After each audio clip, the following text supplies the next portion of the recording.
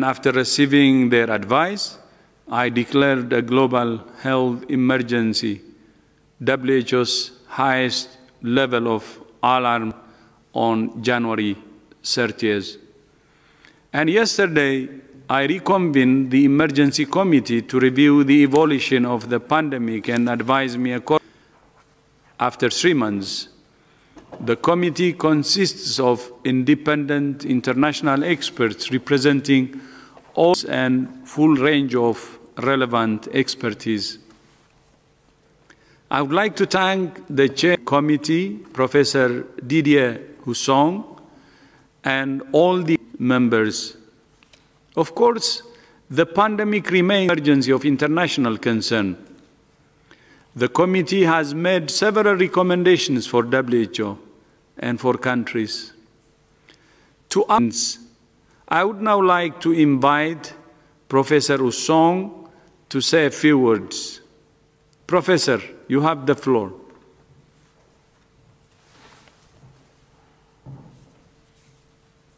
The International Health Committee met yesterday, 3 months after the declaration of a fake by the DG of WHO.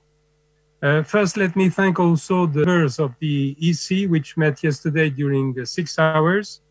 They listened first to the analysis of the situation by the emergency directors of the 6 regions of WHO and by the Secretariat, which has a global view of the situation.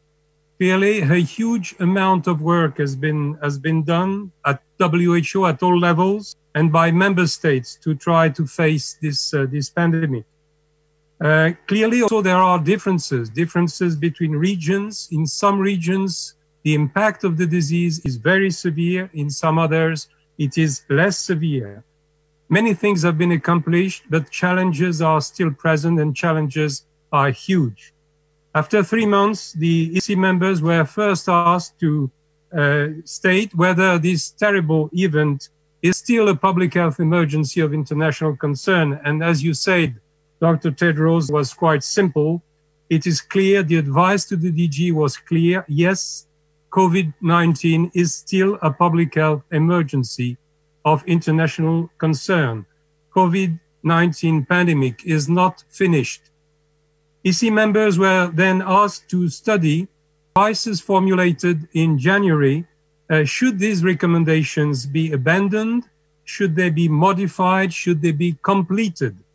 And 2 categories of advices were issued by the committee, which I would like to very briefly not review, but just to identify some of the most important ones. More than 20 recommendations were addressed to WHO, and I would like to focus on 4 of them. The increased efforts towards fragile states and vulnerable countries, possible disruption of food supply in some countries. In travel, of air travel, in some cases, is a big handicap to car transportation, and this is why this is a risk which needs to be addressed. Second, to the strategic guidance with partners for a safe return to operation of passenger travel. This is a difficult issue because it's a question of confidence between member states. It's a question of safe travel, but it's also a very important aspect for the activities in many countries which are relying very much on air travel. The third one is to revise recommendations on appropriate travel measures and to analyze their effect on COVID-19 transmission with consideration, this is a very important point, to the balance between benefit consequences. Then we addressed also a series of recommendations, also more than 20, to the member states. And I would like to focus them first to support WHO leadership. We have only one WHO, and we are in the middle of a pandemic. Second, to work with WHO and multi-sectoral partners to interrupt virus transmission using all the techniques and methods which can be used, unintended consequences which can arise in some circumstances. And finally, it's very important to address the knowledge gaps with regard to research. Little about the transmission of the virus. We have at the moment prevention with vaccine, and we have at the moment no licensed therapeutics. This should change. Thank you very much.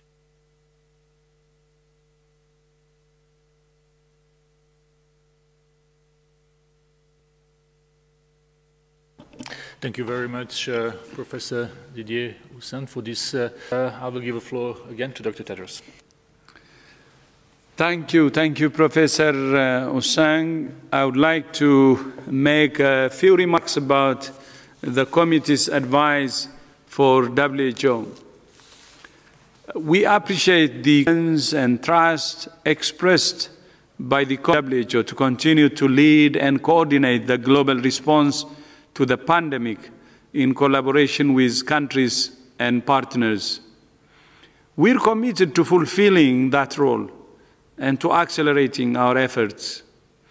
WHO will continue supporting all countries with and logistical support, especially those that need it most. We accept the committee's advice that WHO works to identify the animal source of the virus through international scientific and collaborations in collaboration with the World Organization for Animal Health and the Food and Agriculture Organization of the United Nations. We will continue supporting countries to sustain essential health services, including vaccination, care for women during pregnancy and childbirth, and care for non-communicable diseases, including mental health conditions. As we have done clearly from the beginning, we will continue to call on countries to implement a comprehensive package of measures to find, isolate, test, and treat every case and trace every contact. Working with countries and partners to enable essential travel needed for pandemic response, humanitarian relief, and cargo operations, and for countries to gradually resume normal passenger travel. As Prong explained, the committee has also made recommendations for countries, and we encourage countries to pay careful attention to that advice. And we encourage countries to follow WHO's advice, which we are constantly reviewing as we learn more about the virus and as we learn more from countries about best practices for responding to it. In accordance with the international health regulations, I will reconvene the emergency committee again in 90 days or sooner if needed. As you remember, last Friday we joined the European and other partners to launch the ACT Accelerator to ensure all people enjoy access to all the tools to prevent, detect, and treat COVID-19. This coming Monday, May 4, the Commission will host a pledging conference to generate funds for vaccine research. I hope you have heard the call from the President of the European Commission, President Ursula von der Leyen. Today, we're deepening our relationship with the European Union by signing a new Memorandum of Understanding with the European Investment Bank, EIB. This agreement covers 5 main areas of work. First, WHO and European Investment Bank will collaborate on a new European Union malaria fund. Market failures in developing more effective vaccines, drugs, and diagnostics for malaria. Although malaria deaths have fallen by more than half since the year 2000, progress has stalled in recent years and may even reverse if the COVID-19 pandemic disrupts malaria control programs.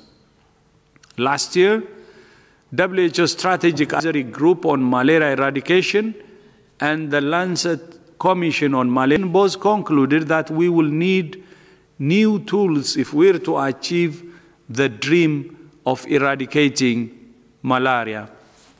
Both reports call for increased investment in research and development to deliver new tools. With WHO's technical and the European Investment Bank's financial muscle, we're confident of accelerating the development of those new tools. Second, our two organizations will work together to foster the development of new antibacterial treatments. Antibiotic resistance is one of the most urgent health challenges of our time. It threatens to unravel a century of medical progress and leave us defenseless against infections that were previously easily treated. Investment in antibiotic development has continued to decline. Some small antibiotic companies went bankrupt in 2019 because of the limited profitability of antibiotics.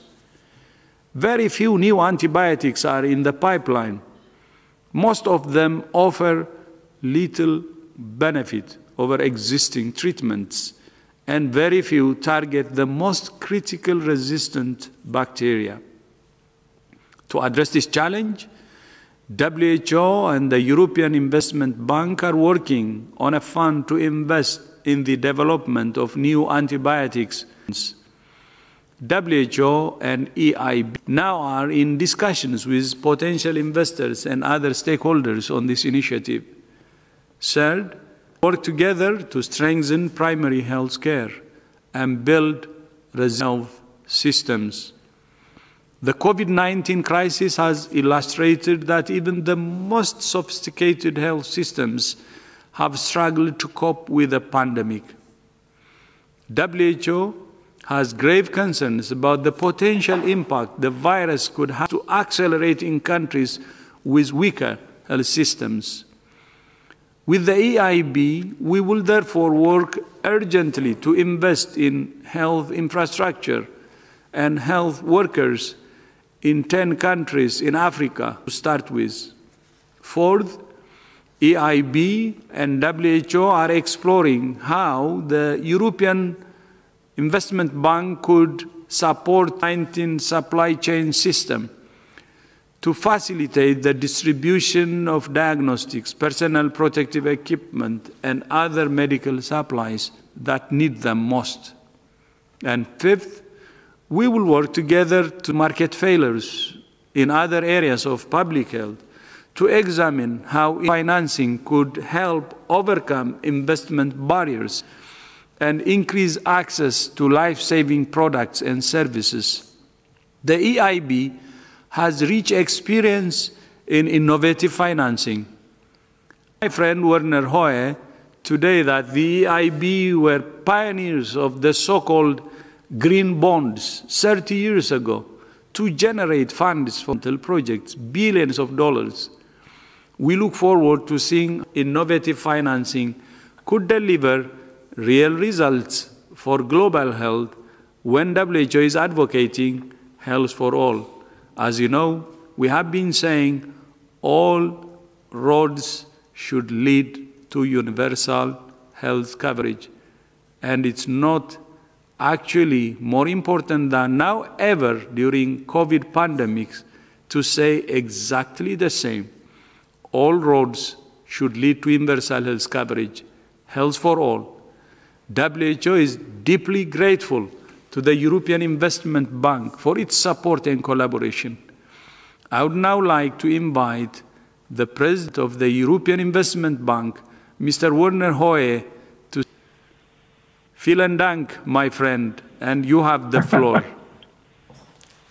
Thank you very much. Merci beaucoup, Dr. Tedros. It's a great pleasure and honor to be with you today. Around the world, the COVID-19 pandemic will trail of health, social, and economic destruction that is unprecedented since the Great Depression of the 1930s. So the coronavirus pandemic exposed weaknesses in many health and economic systems, and it has also shown vulnerabilities in the global community's ability to prevent and respond to pandemic threats. Facing such a global challenge, the response needs to be coordinated. It needs to be bold, it needs to be quick, and it needs to be reactive to a changing environment. I would like to thank WHO and Dr. Tedros' leadership and for their tireless efforts. As the EU Bank, we are fully committed to strengthening the European Union's global response.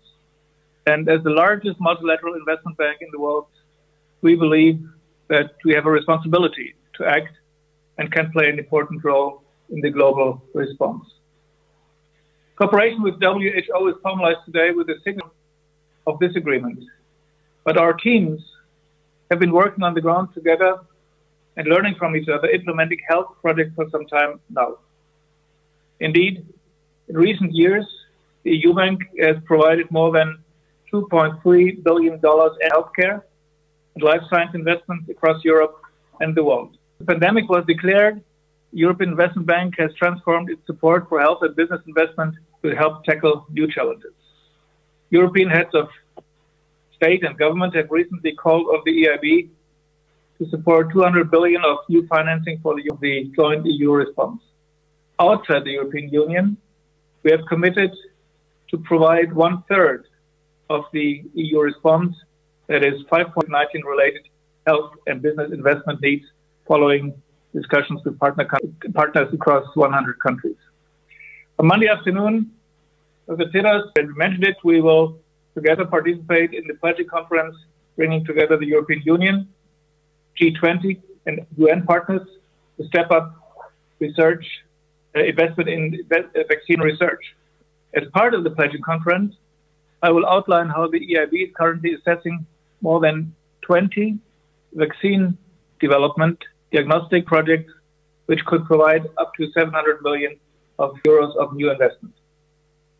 So, ladies and gentlemen, my colleagues and I are pleased that today the EIB can step up our long-standing cooperation with the World Health Organization at this time of need.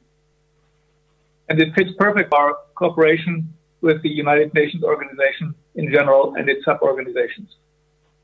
Our new partnership combines the WHO's unparalleled global health expertise and the EIB's financial strength and creativity. It will help deploy innovative financing solutions for high-impact health investment and successful life science research and development. And this is exactly the international coordination needed for global health challenges. It comes at a time of need, but we look at the longer term and at a wide spectrum of activities and projects. As confirmed by Dr. Tedros, this new agreement will allow the EIB and the WHO to support the up to 250 million, where we cooperate so closely also with the European Union, represented by the Commission and the Bill and Melinda Gates Foundation. It will bring together public and private partners to develop and deliver more active malaria treatment at a time when ongoing research efforts are threatened by COVID-19. The EU Bank has a successful track record gaps across priority sectors. Market failures continue to prevent improvement of health globally. The EIB addresses these failures by crowding in and mobilizing projects responding to societal needs. I think this is the key issue. We need to mobilize also private financing in order to reach our objectives. When we, Dr. Tedros just referred to it, invented the green bonds 13 years ago as the first issue of green bonds, the bank was considered lunatic. Now this market is more than $900 billion heavy, and it's a big success. And in my talks with the Secretary General of the United Nations, I promised that we would explore these possibilities, which we have explored with green bonds, also for other sustainable development goals, health and education being one of the key sectors there. Together with WHO, the EIB will not only investment in national public health systems, but also focus support of addressing antimicrobial resistance.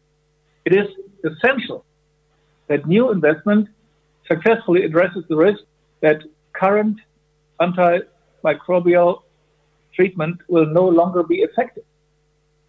We estimate that at least 1 billion needed to provide medium-term solutions to antimicrobial resistance.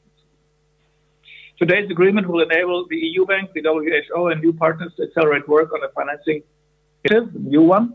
This will support development of novel antimicrobials and address the investment gap. And we are seeing on a daily basis investment to strengthen resilience to pandemics and public health emergencies and this is essential to save lives and protect economic activity. Able to support vulnerable countries around the world, which are facing huge pressures on limited health infrastructure, and enable them to better tackle the impact of COVID-19. In the coming weeks, the EIB and WHO, alongside other UN partners, will strengthen public health preparedness by investment, starting with 10 countries across Africa. Indeed, as part of Team Europe, we have committed to supporting 1.4 billion euros to new COVID-19 financing in sub-Saharan Africa. Our combined efforts in the coming months and years will strengthen the value of the work of the UN supply chain systems, improving the provision of equipment, investment in primary health care and pandemic preparedness. This will increasing health workers and improving water and sanitation infrastructure. And together, we need to step up investments in global health and resilience. I believe the aforementioned is an important step.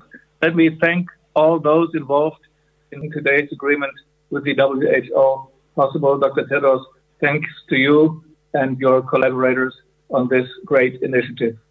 I know that there are much more important issues to discuss today, as we have just heard, but if there are any questions on our activities, I'm ready to respond. Thank you very much, Mr. Hoyer, for your remarks, and thank you also for agreeing to stay with us for possible questions that may come from journalists. Dr. Tedros will now formalize this agreement by signing the Memorandum of Understanding between the World Health Organization and European Investment Bank. Okay, thank you. Thank you, my friend Werner, and I have the MOU with me. So Mr. Hoyer had already signed, so it's an honor for me to sign.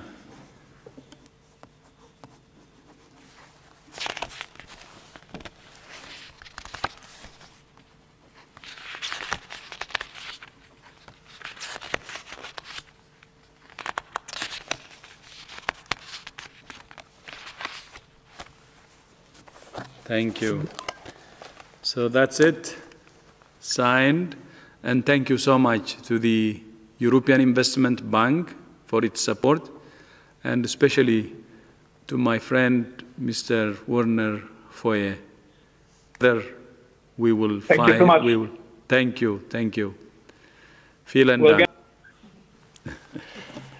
And now we will open the floor for questions from journalists. I will remind everyone to be very short and have only one question if possible, as we have simultaneous interpretation in 6 UN languages: Russian, English, French, Spanish, Arabic, Chinese, and also Portuguese. May ask questions in the language they prefer. So we will open the floor, and we will start with Sarah Wheaton from Politico. If you can just indicate for whom your question is. Yes, this is Sarah Wheaton with Politico Europe. My question is for Mr. Hoyer. Thank you very much for my question is, we are talking about the event on Monday that is focused on equitable access. Likewise, the event last week was focused on equitable access. The EIB is currently in negotiations with CureVac right now about the terms of the act that the board approved. And so I'm wondering if any requirements the EIB will insist on as far as terms to ensure equal access to CureVac's vaccine if it does turn out to be successful. Will you insist on things like the IP available, things like making sure the price is accessible? And I did also just want to clarify, the money for health systems in sub-Saharan Africa, is that in the form of a loan that will need to be paid back, or is that a different type of financing? Thank you. On the latter question, to be quite blunt, the bank and the statutes of the bank exclude the granting of subsidies. So indeed, it's a loan. But the big advantage of this institution, of this EU bank, is as a treaty-based institution of the European Union, we can cooperate closely with the European Union, represented by the Commission, and combine grants given by the European Union with loans given by us. We call this blending. And I think it is key to see that the business model of the bank always consists of combining lending, which is the normal activity of the bank, blending. That's what the European Union can put into it via the Commission. And thirdly, not least, last but also advising. We need for these activities lots of advisory capacity, and I think the cooperation between WHO and EIB is particularly relevant. On CureVac, I don't want and cannot go into the details because CureVac is not the only negotiate. But since we are bound by public policy objectives, look at the issues that you have indicated. That it goes without saying, because we have to provide level playing fields and we have to provide equal access, no doubt about that. Thank you very much, Mr. Hoyer, and hope this is written from Politico. Now we will go to Uganda, to Pamela Mawanda from Uganda Radio Network. Pamela, please unmute yourself and ask the question. Hello? Hello? Yes, we can hear you. My question goes to Dr. Tedros. Following the emergency committee's sitting, what is your general advice to countries around the world in regards to how they should handle lockdowns, lifting of lockdowns, and the way forward to handling the virus?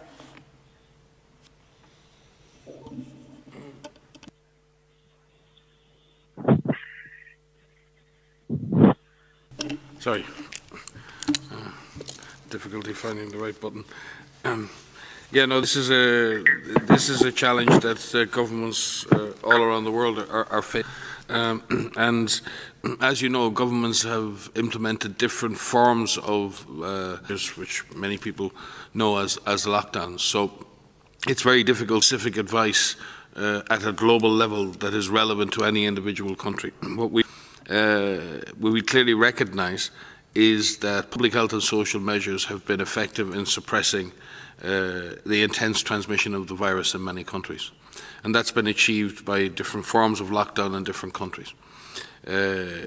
Exiting from there requires a very careful, well-planned process that's based on, number one, understanding the exact epidemic of the disease in your country or at subnational level. Understand the problem. Do you understand where the virus is? On the basis of that, is the virus under control? Are you seeing a falling rate of infections? Do you have in place public measures to identify, test, trace and isolate? Do communities have the necessary information to protect themselves, and do they have the necessary means to protect themselves through physical distancing, hand washing, etc.? And has the health service been strengthened to a point where it can treat all of the cases effectively and protect health workers with adequate PPE? So they're the types of considerations that countries need to make. Then obviously countries need to consider in the process of opening up their societies and their economies which measures to change or relax first, and how to measure the impact of those changes. And what we hope obviously to see is the reproductive number or not of the epidemic in any individual country will not jump up because of easing of certain measures. So it's really important as countries ease those measures that they're constantly on the lookout for a jump in infections, and in particular are dealing with transmission in special settings. And we've seen this in many countries. In Europe and North America, we've seen the disease in long-term care facilities. In places like Singapore, the disease in dormitories for migrant workers. So what we need to be able to do is understand that even if the disease is under control in the general population, there may be vulnerable populations or contexts in which the disease can take off again and potentially transmit back into the general community. So what we are advising is that countries take this measured, stepwise approach to this and be ready, if necessary, to put back in place some of those public health and social measures if needed, should the disease jump back up. I know that is not, we do recognise, and I think all governments recognise, the difficulty of maintaining lockdowns for social, psychological and economic reasons. This is not easy.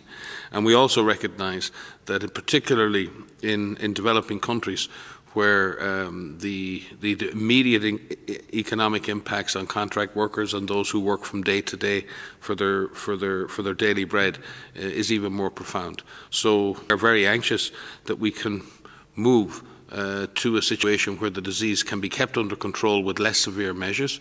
But at the same time, we want to avoid a situation where we release measures too easily and then we bounce back into intense transmission and we have to do it all over again. These are very, very difficult judgments for governments to make, but they must be done carefully and with eyes wide open. Thank you very much, Dr. Ryan. Hope this answers a question that came from Pamela from Uganda Network of Radios. Next question is from National Geographic, Sikan Akpan, if you can.